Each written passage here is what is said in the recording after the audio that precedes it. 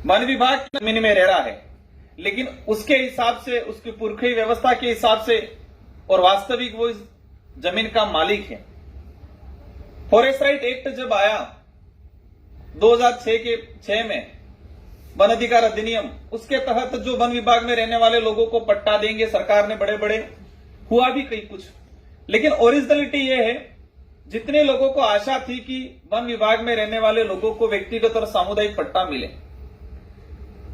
10 करोड़ से अधिक, 10 करोड़ से मतलब 50 लाख के आसपास आदिवासी समुदाय इसमें, जब 2006 के अंदर एक्ट आया, मैंने एक रिपोर्ट पढ़ी थी उस समय की,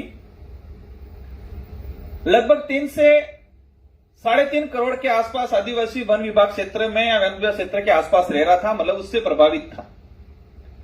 और आज गवर्नमेंट के रिकॉर्ड के हिसाब से 52 लाख लोगों ने वन अधिकार अधिनियम के तहत दावा पेश किया, मतलब इतने लोग वन विभाग की जमीन पे रह रहे हैं, मतलब परिवार 52 लाख के आसपास परिवार वन विभाग की जमीन पे रह रहा है। 2006 से लगा के आज तक इसमें से 25 पट्टों को गवर्नमेंट ने दे दिया, उनको पट्टा दिया।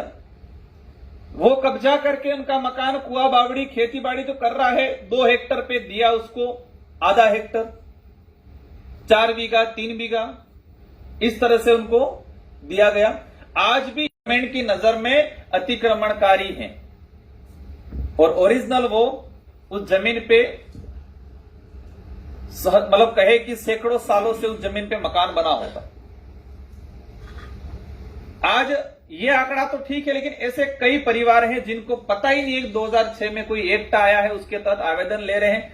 मतलब ये है कि आदिवासियों पे जब अंग्रेजों ने जो अत्याचार किया, मुगलों ने किया, राजा रजवाड़ों ने किया, तो उस समय जो अत्याचार होता था वो हथियारों से होता था। तो आदिवासी समुदाय इन हथियारों से, जो अत्याचारी थे उनसे लड़ना सीख गया और मुकाबला भी किया, डट के किया। आजादी के बाद क्या हुआ? आजादी के बाद आदिवासी समुदाय के साथ या आदिवासी समुदाय पर कलम और कागज से अत्याचार हुआ, और कलम और कागज से अत्याचार हुआ तो वो नहीं समझ पाया कलम और कागज को, क्योंकि वो उसको एजुकेशन नहीं मिल पाया। और इसी का दुष्परिणाम हुआ कि आज आदिवासी समुदाय की जल जंगल जमीन के जो राइट्स है वो कलम और कागज के साथ या कलम और कागज के हथियारों से उनसे छीने जा रहे हैं आज, क्योंकि वो नहीं समझ पाया। अंग्रेजों और मुगलों और राजा रजवाड़ों से तो वो समझ रहा था कि वो हथियार लेके आए, हथियार से उसका मुकाबला डट के कर लिया। लेकिन आजादी के बाद कलम और कागज से अत्याचार हुआ, और मैं जहां तक मानता हूं कि उस समय प्रताड़ित हुए थे, इतने आज आजाद भारत के अंदर भी प्रताड़ित हो रहे, अत्याचार हो रहा है, बस रूप बदल गया। उस समय हथियार थे, तलवारें होगी, बंदूकें थी, तोपें थी, आज कलम और कागज में। कहा जाता है कि तुम्हारा रिकॉर्ड में नाम ही नहीं है। मैं एक किस्सा सुनाना चाहूंगा, मेरे ही गांव, मेरे ही परिवार का। 1913 के अंदर मानगढ़ हत्याकांड हुआ, जो मेरे घर से 50-60 किलोमीटर दूर है, जब 1500 आदिवासी शहीद हुए थे। उस समय जब मेवाड़ भीलकोर बटालियन की फौज जा रही थी मानगढ़ पे, तो हमारा जो पुराना घर है वहां, उसके पास में एक कुआं था, तो वो फौज ने उस कुएं पे पानी पिया था 1913 में, और वही हमारे उधर पुराने मकान थे। और आज रिकॉर्ड में देखें तो वो आज पट्टा नहीं है, मतलब आज सरकार की नजर में वो अतिक्रमणकारी, मतलब 1913 में जिस कुएं पे पानी पिया था और उस समय जो मकान था पुराना, उस मकान को भी आज पट्टा नहीं मिला है। और आज सरकार कहती है कि आप अतिक्रमण करके बैठे हो। और उस मानगढ़ की भी बात निकल गई है, तो उसको संवैधानिक या फिर इतिहासकारों ने भी हमेशा अपमानित करने का काम किया। कैसे किया? मानगढ़ के कैसे जाना जाता है? दूसरा जलियांवाला बाग हत्याकांड के नाम से जाना जाता है। अब किस हिसाब से दूसरा जलियांवाला बाग हत्याकांड माना जा रहा है? जलियांवाला बाग हत्याकांड शायद 1919 के आसपास हुआ, और मानगढ़ का हत्याकांड 1913 में हुआ। समय अवधि के हिसाब से देखें तो मानगढ़ का हत्याकांड पहले हुआ, और दूसरा जलियांवाला हत्याकांड बाद में हुआ। और जलियांवाला बाग हत्याकांड में 250 के आसपास शहीद हुए थे लोग। और मानगढ़ में 1500 आदिवासी शहीद हुए थे। लेकिन मैंने कई किताबों में देखा है कि हमेशा मानगढ़ को इतिहासकारों ने यही कहा है कि दूसरा जलियांवाला बाग हत्याकांड। एनसीईआरटी की बुक्स देखो, सीबीसी की देखो, कोई भी गवर्नमेंट एग्जाम में भी कई जगह आया तो उसी के नाम से इसको संबोधन दिया गया है। तो यह भी देखा है कि आदिवासी समुदाय के जितने जो शहादत हुई, जितने जो ऐतिहासिक घटनाएं हुई, उनको भी इतिहासकारों ने या सरकारों ने सबने अपमानित करने का काम किया है।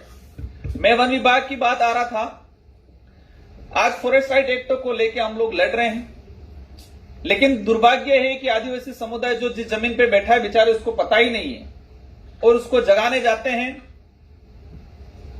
तो उसको जिस अधिकार या जिस राइट्स की जानकारी होनी चाहिए थी वो तो नहीं है, लेकिन जो नहीं जरूरत थी वो पहले पकड़ के बैठा हुआ। आदिवासी समुदाय की अपनी एक पूजा पद्धति है, अपनी एक विधि विधान है, अपने पूर्वज हैं, जंगलों में ही उनके पूजा पद्धति, जंगलों में ही उनके पूर्वज, उनकी कुल देवियां, उन सब पे अतिक्रमण हुआ है। माइनिंग, अवैध खनन की बात आती है तो मुझे जहां तक लगता है कि अवैध खनन या सरकारों ने आदिवासी इलाकों में सिर्फ अवैध अतिक्रमण जमीन पे ही नहीं किया, सरकारों ने और कुछ लोगों ने आदिवासियों की पूजा पद्धति पे भी अवैध अतिक्रमण किया। उनके देवताओं पे कलम चढ़ा के, उनकी पूजा पद्धति पे कलम चढ़ा के वहां पर भी अवैध माइनिंग किया। इनकी स्टोरी देखेंगे, ट्राइबलों की जो बोली भाषा है उस पे भी अतिक्रमण किया, उन पे भी अवैध खनन किया। आदिवासियों के जो कई पुराने गीत होंगे, उनके भजन हैं, उनका जो ऐतिहासिक कुछ घटनाक्रम है उस पे भी फिल्मकारों ने, मैं सुन रहा था कि हर फिल्म के अंदर ट्राइबलों को अलग नजरिए से दिखाया गया।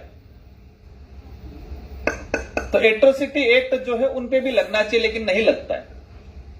एक क्रिमिनल टाइप्स अंग्रेजों ने हमको घोषित किया गया, लेकिन आजाद भारत के अंदर भी कुछ समय पहले एक फिल्म बनी, उसमें ट्राइबलों को क्रिमिनल ट्राइब्स के नाम से ही संबोधन किया गया, लेकिन सरकारों ने कोई संज्ञान नहीं लिया, क्योंकि सरकार वोट देखती है और ट्राइबलों का वोट कैसे मिलता है वो उन सबको पता है, आप सबको पता है, क्योंकि वो जागरूकता नहीं है। लिमिटेड कुछ अस्थायी सुविधा दे देते हैं और उनको वोट में कन्वर्ट करा दिया जाता है।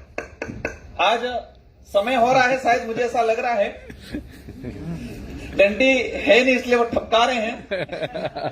तो मैं आप सभी से अनुरोध करना चाहूंगा, आदिवासियों की समस्या बहुत है। सबसे बड़ी समस्या हमारे सामने है कि सबसे पहले उनकी समस्याओं को समझना मुश्किल है।